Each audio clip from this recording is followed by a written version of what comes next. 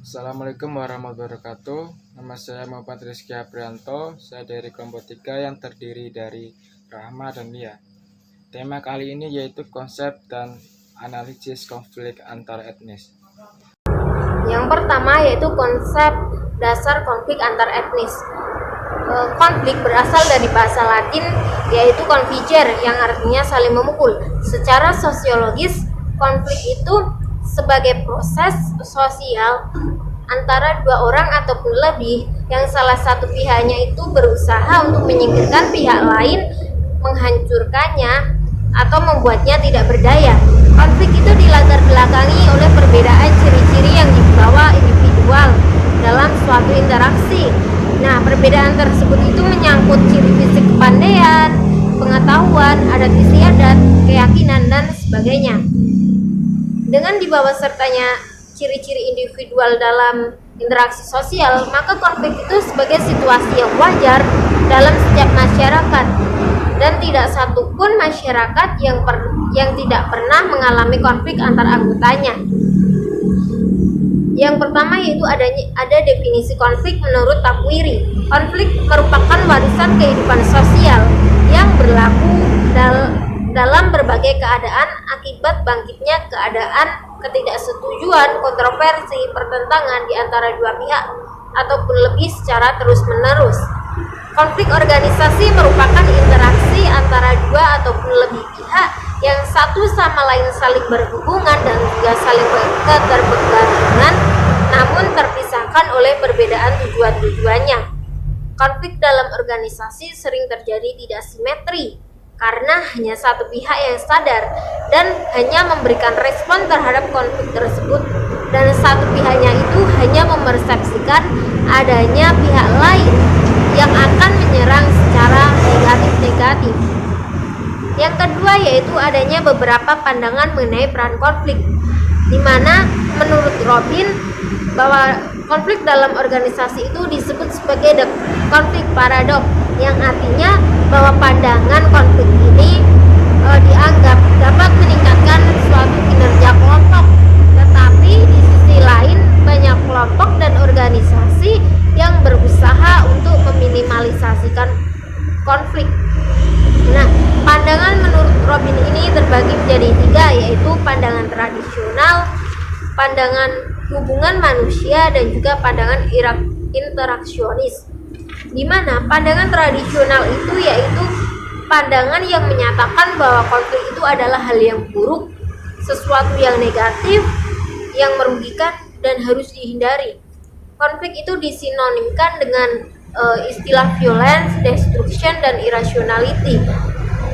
Konflik itu merupakan hasil disfungsional akibat komunikasi yang buruk, kurang kepercayaan, juga kurangnya tanggap terhadap kebutuhan dan aspirasi. Kemudian pandangan hubungan manusia, di mana pandangan ini menyatakan bahwa konflik itu dianggap sebagai peristiwa yang wajar terjadi dalam suatu kelompok ataupun organisasi. Konflik dianggap sebagai sesuatu yang tidak dapat dihindari, karena dalam organisasi pasti akan sering terjadi adanya perbedaan pandangan, perbedaan pendapat antar anggotanya. Nah, dengan begitu konflik harus dijadikan sebagai hal yang bermanfaat, hal yang bisa mendorong meningkatkan kinerja suatu organisasi itu. Dengan kata lain, bahwa konflik harus dijadikan sebagai motivasi untuk melakukan inovasi perubahan dalam suatu organisasi ataupun kelompok itu. Dan yang ketiga yaitu pandangan interaksionis. Pandangan ini cenderung mendorong suatu kelompok atau organisasi agar terjadi konflik, karena dalam suatu organisasi yang kooperatif, tenang, damai, itu cenderung menjadi statis, tidak aspiratif, apatis, dan juga tidak inovatif. Dengan begitu, menurut pandangan tersebut, bahwa konflik itu perlu dipertahankan pada tingkatan minimum secara berkelanjutan, sehingga setiap anggota di dalam kelompok ataupun organisasi itu dapat kritis diri, kreatif, dan juga tetap semangat. Yang ketiga yaitu berbagai macam konflik di Indonesia. Konflik itu suatu gejala sosial yang didapatkan dalam kehidupan bersama. Artinya konflik itu bersifat universal. Karena tidak ada kehidupan bersama tanpa adanya konflik, baik itu dalam skala besar maupun dalam skala kecil. Baik itu menyangkut konflik antar individu, antar kelompok, maupun antara individu dan kelompok.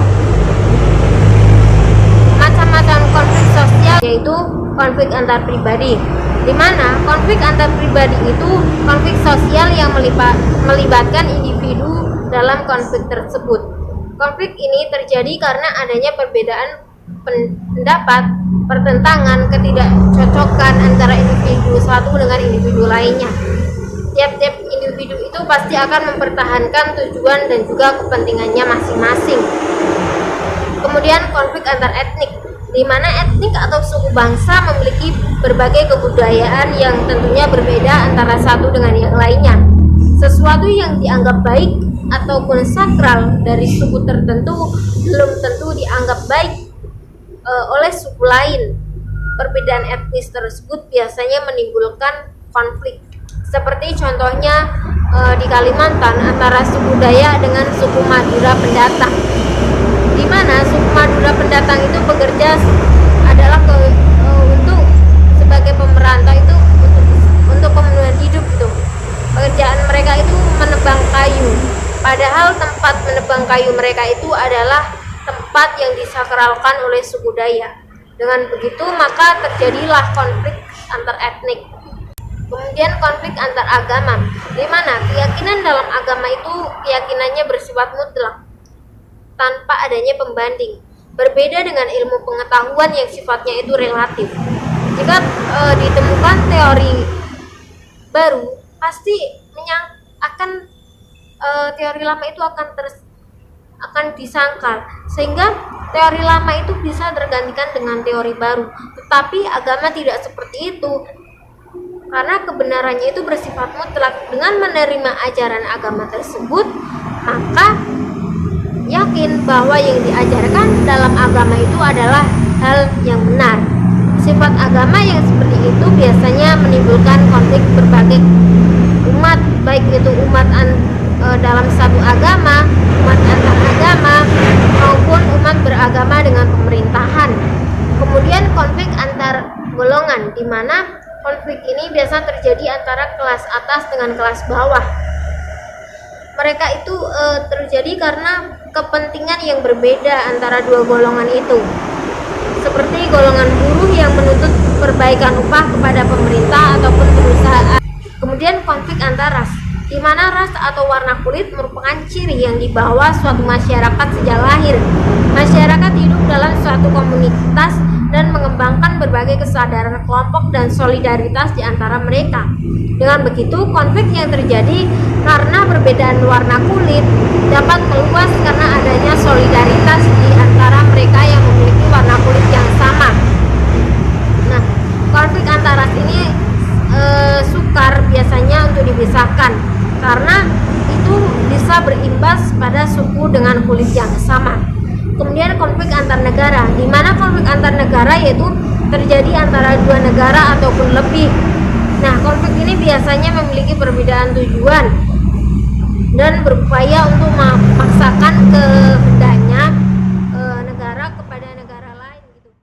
Oke, akan saya lanjutkan. Komunitas etnis dan konflik etnis. Menurut Brown, konflik etnis sering digunakan secara fleksibel dalam beberapa penggunanya. Konflik etnis digunakan untuk menggambarkan jenis konflik yang tidak mempunyai basis etnis. Contohnya adalah konflik di Somalia. Banyak yang mengategorikan konflik ini sebagai konflik etnis, padahal Somalia menjadi negara homogen dalam hal etnitas di Afrika. Dari sini jelas diperlukan suatu definisi yang cukup spesifik tentang konflik etnis. Menurut Anthony Smith, komunitas etnis adalah suatu konsep yang digunakan untuk menggambarkan sekumpulan manusia yang memiliki nenek moyang sama, ingatan sosial sama, dan beberapa elemen kultural. Elemen kultural itu adalah keterkaitan dengan tempat tertentu dan memiliki sejarah yang kurang lebih sama. Smith melanjutkan bahwa setidaknya ada 6 hal yang harus dipenuhi dalam sebuah kelompok dapat disebut sebagai komunitas etnis. 6 hal tersebut antara lain sebagai berikut. 1. Sebuah kelompok harus memiliki namanya sendiri. 2. Orang-orang dalam kelompok tersebut harus yakin bahwa mereka memiliki nenek moyang yang sama. 3. Orang-orang yang berada dalam kelompok tersebut harus memiliki ingatan sosial yang sama. 4. Kelompok tersebut harus berbagi kultur yang sama. 5. Orang-orang yang ada di dalam kelompok tersebut harus merasa terikat pada suatu teritori tertentu, terutama teritori yang sedang ditempati. 6. Orang-orang yang ada dalam kelompok itu harus merasa dan berpikir bahwa mereka adalah bagian dari suatu kelompok yang sama. Berdasarkan pemaparan di atas, dapat disimpulkan bahwa konflik etnis adalah konflik yang terkait dengan permasalahan mendesak mengenai politik, ekonomi, sosial, budaya, dan teritorial antara dua komunitas etnis atau lebih. Menurut Brown, konflik etnis juga berawal dari konflik lokal yang tidak memiliki basis etnisitas, tetapi kemudian melebar cakupannya, bahkan sampai melintasi batas-batas negara. Biasanya negara tetangga dari komunitas yang berkonflik memilih salah satu atau dua bentuk intervensi, yaitu untuk menutup perbatasan untuk mencegah penyebaran konflik lebih jauh, atau memilih intervensi ke komunitas yang tengah berkonflik untuk melindungi kepentingan ekonomi ataupun politik. Komunitas internasional juga dapat melakukan intervensi atas dasar kemanusiaan, terutama ketika konflik yang terjadi mulai menyebar dan melukai banyak warga sipil. A. Akar-akar konflik etnis. Biasanya orang-orang beranggapan bahwa konflik etnis lebih disebabkan oleh robohnya rezim otoriter tertentu yang kemudian mendorong pihak-pihak di suatu negara tertentu untuk saling berebut kekuasaan, seolah-olah tekanan yang lama menindas mereka kini sudah hancur sehingga dendam lama, terutama dendam akibat konflik masa lalu, kini tampil ke depan. Banyak ahli yang berpendapat bahwa penjelasan ini tidak memadai. Dari argumen ini kita tidak bisa menjelaskan mengapa alasan ini ada di beberapa tempat yang satu terjadi konflik sementara yang lain tidak terjadi konflik. Argumen ini juga gagal dalam menjelaskan sebuah konflik yang memiliki skala kekejaman yang lebih besar daripada konflik lainnya. Dengan kata lain, akar-akar penyebab konflik etnis tidak bisa dikembalikan hanya pada satu faktor penyebab saja. Dalam tulisannya, Brown mengajukan 3 level analisis untuk memahami akar-akar penyebab konflik etnis. A. Level sistemik. B. Level domestik. C. Level persepsi. Dari dua kondisi tersebut memungkinkan terjadi tindakan politis, yaitu 1. Kondisi ketika pihak yang menyerang dan pihak yang bertahan tidak lagi bisa dibedakan, suatu kelompok tidak lagi bisa menentukan dalam posisi bertahan atau posisi menyerang. 2. Ketika kekuatan penyerang lebih besar daripada kekuatan yang bertahan, suatu kelompok akan cenderung untuk melakukan penyerangan terlebih dahulu. Dampak dari konflik etnis. 1. Menimbulkan hilangnya rasa aman. 2. Hilangnya persatuan bangsa. 3. Rusaknya tata tertib kehidupan. Menurut Brown, terdapat 5 dampak yang langsung terlihat akibat dari konflik tersebut. 1. Meningkatkan solidaritas sesama anggota kelompok yang mengalami konflik dengan kelompok lain. 2. Keretakan hubungan antar kelompok yang bertikai. 3. Perubahan kepribadian pada individu, misal timbulnya rasa dendam, benci, saling curiga, dan lain-lain. 4. Kerusakan harta benda dan hilangnya nyawa manusia. 5. Dominasi bahkan penaklukan salah satu pihak yang terlibat dalam konflik. C. Cara menghadapi konflik antar etnis. 1. 1. Konflik itu harus dimanajemen menuju rekonsiliasi. 2. Merubah sistem pemahaman agama. 3. Mengurangi penampilan berhura-hura dalam kehidupan beragama. 4. Redam nafsu, distinksi untuk menghindari konflik etnis. Poin yang ketiga yaitu pendekatan konflik dan teori-teorinya. Nah, menurut paradigma konflik, manusia pada dasarnya itu memiliki sifat kerjasama karena manusia itu adalah makhluk sosial. Nah, perilakunya itu diasumsikan sebagai rasional.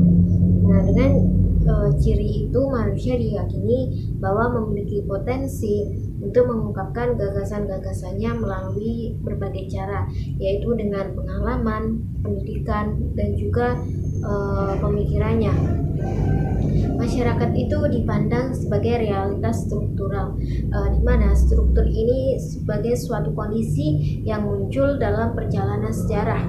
Setiap kelompok masyarakat itu cenderung memunculkan sifat-sifat manusiawinya jika struktur sosialnya itu mendukung untuk menuju arah tersebut. Nah, tetapi masyarakat akan timpang jika eksis perbedaan yang mencolok antar warga dalam hal materi, kekuatan, dan juga dalam hal status. Secara konseptual, paradigma konflik itu mengkritisi paradigma keteraturan yang mengabaikan kenyataan bahwa setiap unsur sosial dalam dirinya mengandung kontradiksi-kontradiksi internal yang menjadi prinsip penggerak perubahan, di mana perubahan itu tidak selalu gradual, tetapi terjadi secara revolusioner. Yang pertama yaitu Karl Marx, di mana teori dialektika.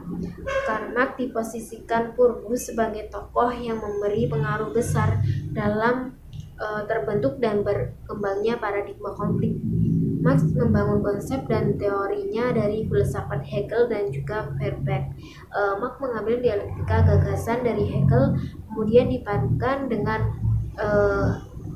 materi religius yang berasal dari Feuerbach, sehingga menghasilkan dialektika materialistis. Dialektika Marx ini adalah hubungan timbal balik antara materi dan juga pikiran, di mana materi ini bisa diubah oleh proses-proses pikiran, sementara pada saat yang sama pikiran itu diubah oleh perwujudannya dalam benda-benda material. Kemudian yang kedua yaitu Bernstein, teori sistem dunia, memaparkan tentang dependensi antar negara yang pada hakikatnya yaitu sebagai struktur kapitalisme, di mana ia menganalisis bahwa persoalan kapitalisme itu dengan satuan pada analisis level dunia. Nah, dunia hanya memiliki satu sistem, yaitu sistem ekonomi kapitalis. Lahirnya teori tersebut itu merupakan respon dari teori developmentalis dan juga kebergantungan. Kemudian ada yang ketiga yaitu Wigmil, yaitu The Power Elite, di mana Wigmil itu menyebutkan bahwa kekuasaan itu dalam masyarakat tidak tersebar secara merata, bahwa kekuasaan itu lebih banyak memusat pada kaum elit saja. Nah, dengan kuasanya itu elit mampu mendominasi massa. Nah, elit mendominasi melalui kekuasaan, kekayaan, kehormatan, pengetahuan, dan juga lain-lainnya. Nah, menurut Mill, kekuatan berawal dari institusi dan juga psikologi sosial, di mana kekuasaan itu diperoleh oleh individu yang memegang kontrol atas institusi itu. Kemudian elit dan massa itu memiliki kepentingan yang berbeda dan tidak sejalan, sehingga di situ kemudian lahirlah suatu konflik-konflik. Nah, Mill juga menjelaskan posisi elit dari sudut pandang institusional ini, berargumen bahwa struktur institusi-institusi berada di puncak monopoli kekuasaan di tengah masyarakat. Nah, sehingga institusi-institusi penting tersebut adalah swasta besar, militer, dan juga pemerintahan. Sehingga para elit itu dari berbagai institusi menjalin relasi sehingga menjadi elit penguasa. Nah, dengan begitu mereka menjadi penentu kebijakan baik itu dalam militer, ekonomi, dan juga dalam politiknya. Yang keempat yaitu tentang Mannheim atau teori dialektika. Nah, Mannheim itu terpengaruh dengan cara pandang secara Hegel terhadap kesadaran manusia.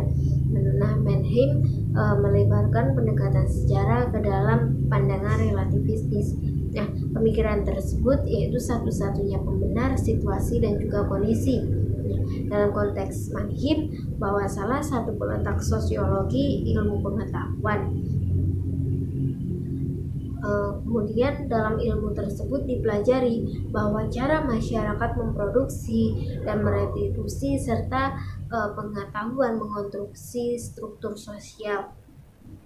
Kemudian yang kelima yaitu Alwin Gardner, teori sosiologi ideologi, di mana Alwin mengembangkan sebuah teori yang disebut itu ideologi.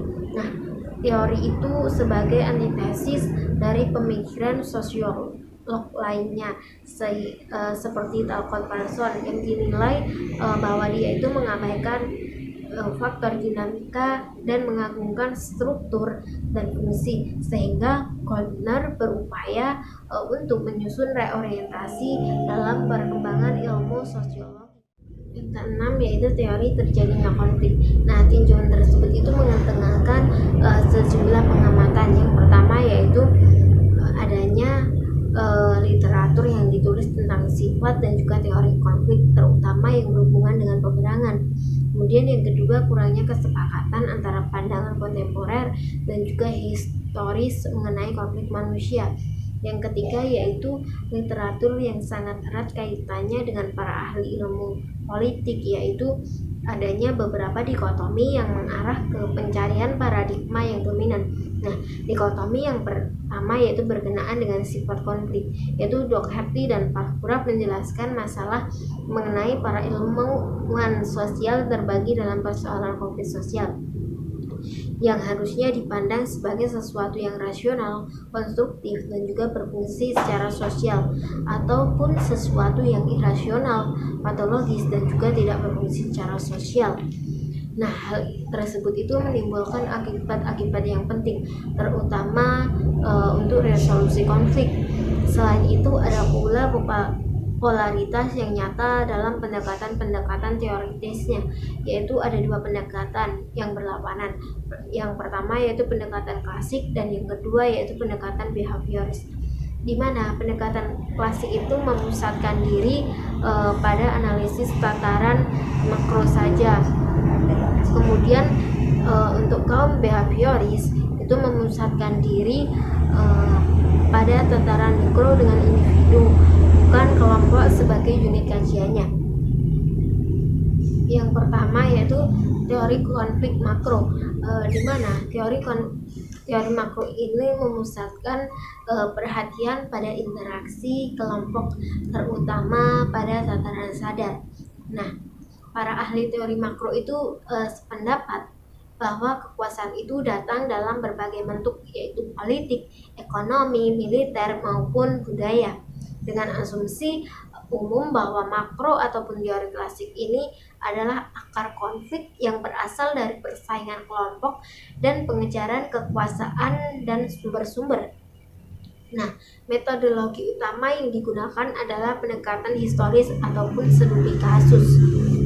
Kemudian yang kedua yaitu teori konflik mikro, di mana di antara asumsi-asumsi kaum behavioris yang paling penting adalah keyakinan bahwa akar penyebab perang terletak pada sifat dan perilaku manusianya. Keyakinan bahwa ada hubungan yang erat antara konflik intrapersonal dan konflik yang merambah pada tata sosial eksternal. Kemudian kaum behavioris ini meyakini peran sentral hipotesis stimulus respon. Di antara teori-teori mikro yang paling umum yaitu tentang perilaku hewani, teori agresif, bawaan dan juga teori agresi frustasi maupun teori pembelajaran sosial dan teori identitas sosial. Di perilaku manusia dan hewan ini adalah fenomena yang kompleks meliputi faktor-faktor pendorong seperti kewilayahan, dominasi, seksualitas, dan kelangsungan hidup. Nah, ketika memakai metode studi hewan variabel independen yang dikaji adalah agresi. Analisis terhadap filsafat politik liberal menciptakan satu tubuh kepolitikan adalah intensi utama teori politik Rousseau. Itu dilakukannya dengan bertumpu pada kuda-kuda yang unik pada masanya. Unik karena Rousseau mengajukan pikiran-pikirannya dengan cara melawan arus utama semangat Les Lumière, semangat zaman pencerahan. Terus kemudian General Poland atau bahasa Prancisnya itu, atau General Will bahasa Inggris, ditranslasi ke dalam bahasa Indonesia sebagai kehendak umum. Dalam tulisan ini, transaksi klasik itu coba dipertajam dengan menyebutnya sebagai kehendak politik. Mengapa demikian? Jawabannya terhadap pertanyaan itu akan diselisih di dalam totalitas tubuh tulisan ini. Sebagai teori, General Will mengambil posisi sebagai pembela gagasan kedaulatan populer, kebebasan individual, dan kontrak sosial sebagai dasar dari otoritas politis dan kedaulatan negara. Jika diberhadapkan dengan lawan-lawannya, maka teori ini dimaksud sebagai refutasi atau sanggahan terhadap satu model penjelasan yang menyebutkan bahwa keinginan kekuasaan politik adalah hak-hak bawaan. Kemudian, kritik terhadap pemikiran Rousseau umumnya dimulai dari sanggahan terhadap asumsi dasar dari General Will itu sendiri. Asumsi bahwa kehendak bersamaan itu demikian, maka kehendak bersama pada dasarnya bersifat tidak mungkin realisasi dengan kalimat lain. Asumsi semacam itu menyesuaikan dan hanya menghadirkan ilusi akan totalitas. Padahal faktanya kita hidup dalam heterogenitas dan keanekaragaman yang sangat sukar didamaikan. Dengan demikian, maka pemikiran itu seringkali jatuh ke dalam totalitarisme. Kritik berikutnya bagi kalangan konservatif General Will adalah bulan-bulanan yang empuk. Kemudian, dalam menganalisis atau melihat persoalan masyarakat perlu menggunakan imajinasi sosiologi. Maksud dari imajinasi sosiologi ini merupakan kemampuan untuk melihat realitas mendalam dalam hidup dalam konteks struktur sosial secara umum yang dibawa oleh teori C. Mill sebagai orang yang tidak pernah mengesampaikan prinsip-prinsip sosiologis. Imajinasi sosial merupakan gabungan dari dua cara penelitian yang disebut sebagai makroskopis dan molekular. Makroskopis berhubungan dengan keseluruhan struktur sosial dalam cara perbandingan perubahan lingkup sama dengan ruang lingkup ahli sejarah dunia. Mencoba melakukan tipe-tipe fenomena historis secara sistematik menghubungkan berbagai lingkungan sosial masyarakat yang kemudian dikaitkan tipe-tipe manusia yang ada. Molekular ditandai oleh masalah-masalah berskala kecil dengan kebiasaan menggunakan model verifikasi statistik. Realitas mendalam dalam hidup dalam konteks struktur sosial secara umum yang dibawa oleh teori C. Mill sebagai orang yang tidak pernah mengesampaikan prinsip-prinsip sosiologis. Imajinasi sosial merupakan gabungan dari dua cara penelitian yang disebut sebagai makroskopis dan molekular. Makroskopis berhubungan dengan keseluruhan struktur sosial dalam cara perbandingan perubahan lingkup sama dengan ruang lingkup ahli sejarah dunia. Mencoba melakukan tipe-tipe fenomena historis secara sistematik menghubungkan berbagai lingkungan style masyarakat yang kemudian dikaitkan tipe-tipe manusia yang ada.